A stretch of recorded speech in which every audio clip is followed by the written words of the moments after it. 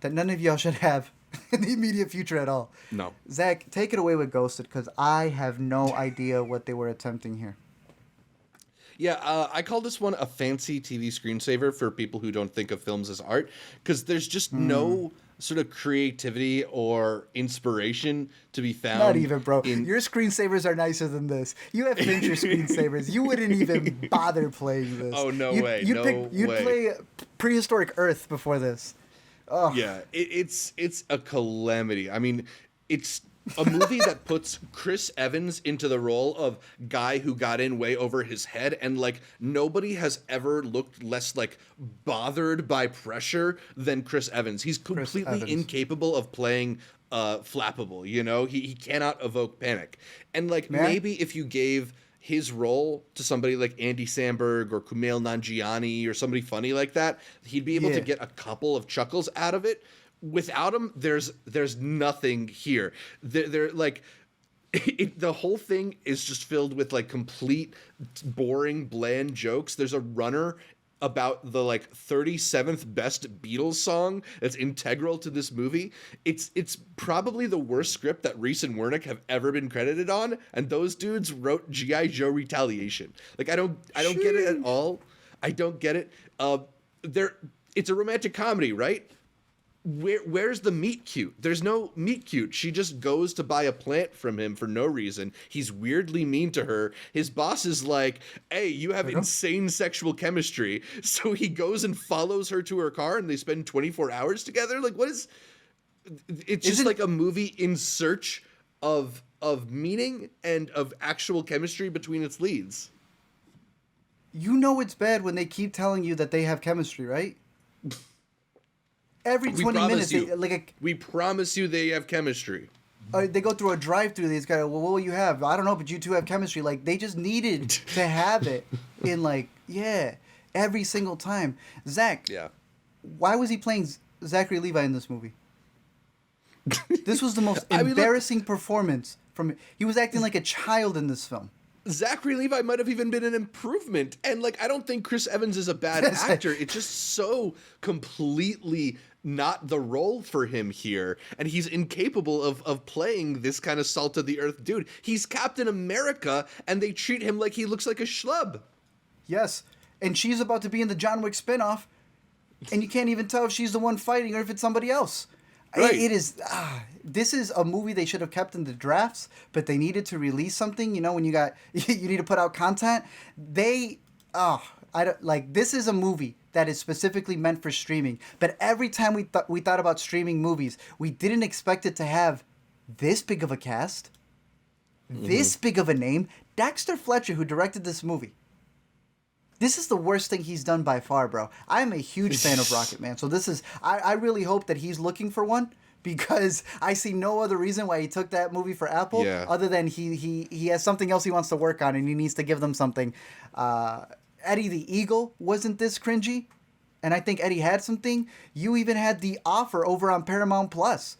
This is nobody saw this, and I know that this was better than Ghosted. The cameos in Ghosted have to be the utmost. Oh my god. They are the worst thing that has happened post-Marvel, in my opinion, that has bled to another movie. At least what Free Guy did. Had this cringy, okay, I get it. What was the point of that montage, bro? It really does feel like the studio jingling its keys at you. Like, oh yeah, you remember that guy from that movie that this guy's in? You remember them? They used to do things together, right? Like, if the remember the Disney Plus guys? Like, it doesn't make sense to me. The whole motivation of it is like to remind you of a movie that you probably enjoyed more than this one.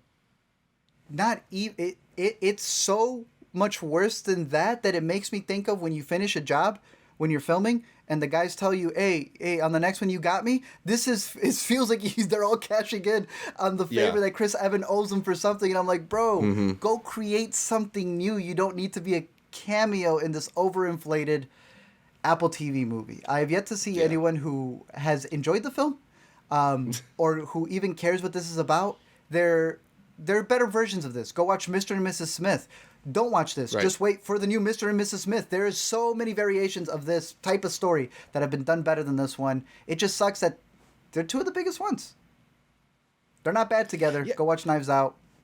That's the thing. It's like, it's not even that they are incapable of having chemistry with each other. They just are incapable of it without a great director behind the camera, and it kind of feels like Dexter Fletcher might not be that guy. I hate to throw some dirt on his name right now, but I agree with you. This is definitely the worst thing that he's done by a mile. So hopefully he turns it around, because I'm not.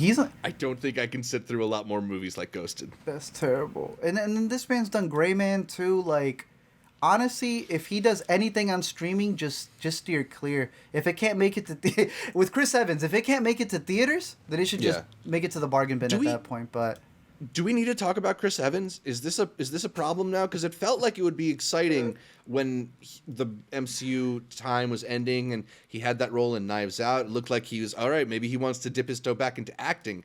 And then since then, it's just been basically like $100 million bland AI seeming blockbuster after another. ChatGPT scripts. Yeah. Okay, but if you're gonna put him on the clock, are you gonna put her on the clock too, or are her schlubby movies not as bad? Well, one of her schlubby movies got her an Oscar nomination, as much as I didn't like it. Okay, well, he got a merch deal with Lightyear. I don't know, bro. I think they should. They both should fire their agents. Yeah, they need to readjust, do something different with it, because I don't even see what he has on the horizon. The Scott Pilgrim anime series, like, that's not good. She has more on the horizon, which has me more interested in the career trajectory. And I agree. I think at least Deepwater isn't boring. Blonde isn't boring. But she needs to stray away from the Gray Mans and the Ghosted. So pretty much she just needs to stray away from Chris. So yeah, Chris, exactly. You're on the clock. We'll see how it goes. No Lightyear 2 in the horizon. But if you are interested in Ghosted, it is on Apple TV Plus, where you can go stream a bunch of other things instead of that.